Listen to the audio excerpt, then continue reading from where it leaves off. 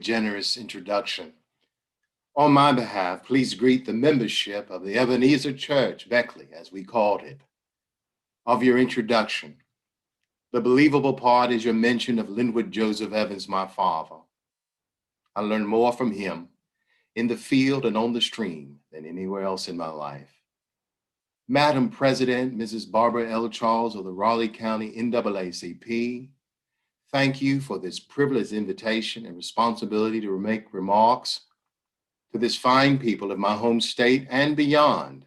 And maybe some folks from the Greenbrier Valley are in attendance. When I sit in my office in Bennett Hall, I face the south, and to my east, I see two spiraling steeples. The first is the Morris Brown steeple. The second, I see the church steeple of the historic Friendship Baptist Church of Atlanta.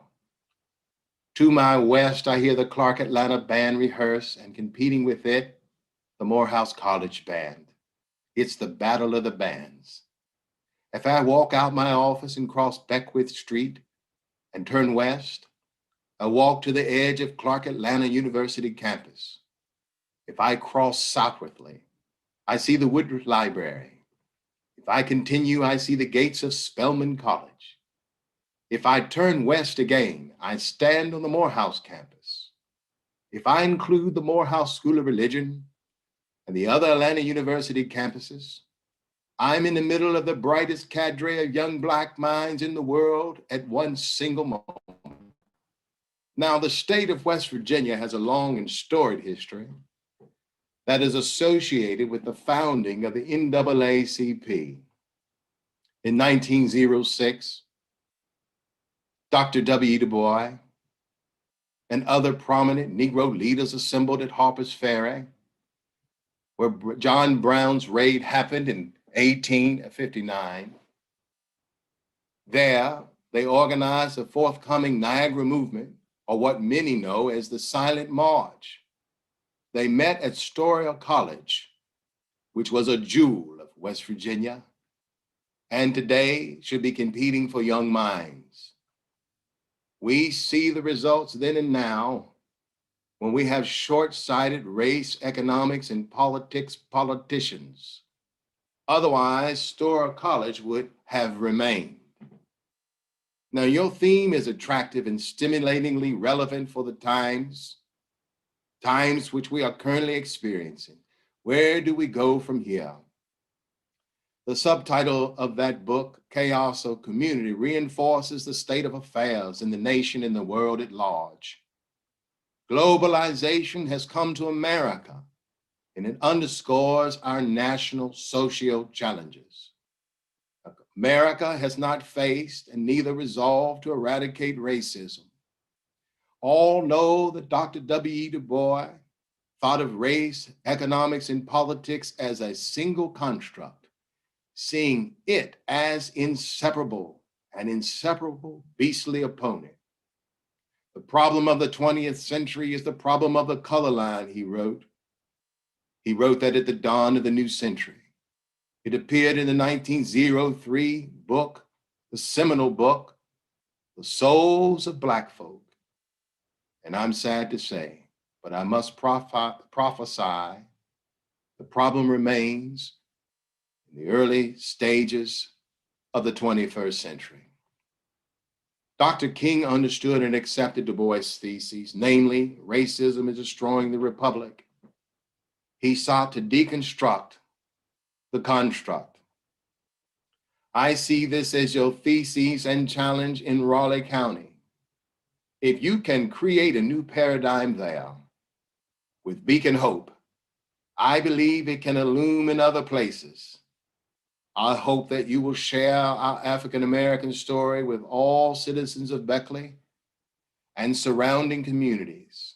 Some know about Katherine Johnson and that she was a graduate of West Virginia State College with a double major in French and mathematics, graduating in 1932, but others should know that Dr. John W. Davies was president of the college from 1919 to 1953. Davis is among the most successful HBCU presidents in history. but it was Dr. Bird Prilliman who came before Davies and made his president premier. My father attended Bird Prilliman, the Bird Prilliman School, while he was just a lad.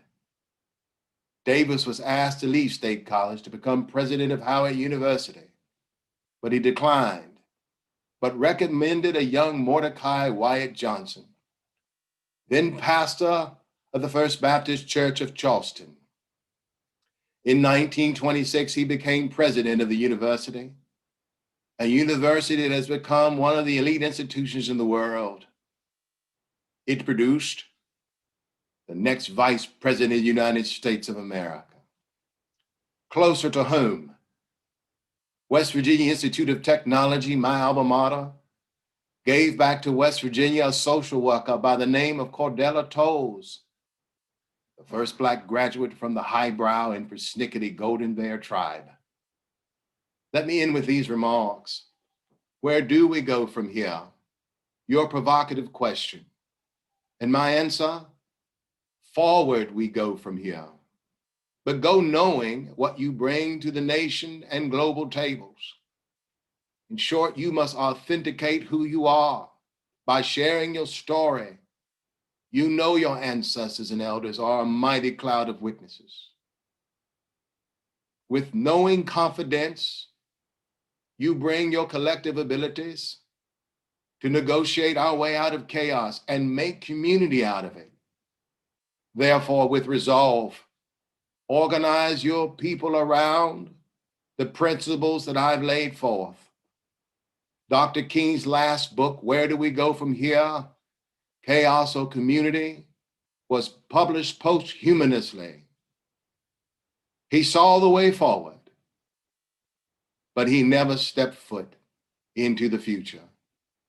But with the aid of the Ruach of God, he saw it, he breathed it. Once again, thank you so much for this privilege to say these few words, and I hope to see all of you again in the near future. May God bless you. May God bless the sovereign state of West Virginia. May God bless the Raleigh County N.A.A.C.P. And may God bless every wayfarer that hears these words over the next days. God bless you. And Ashe and Asheo.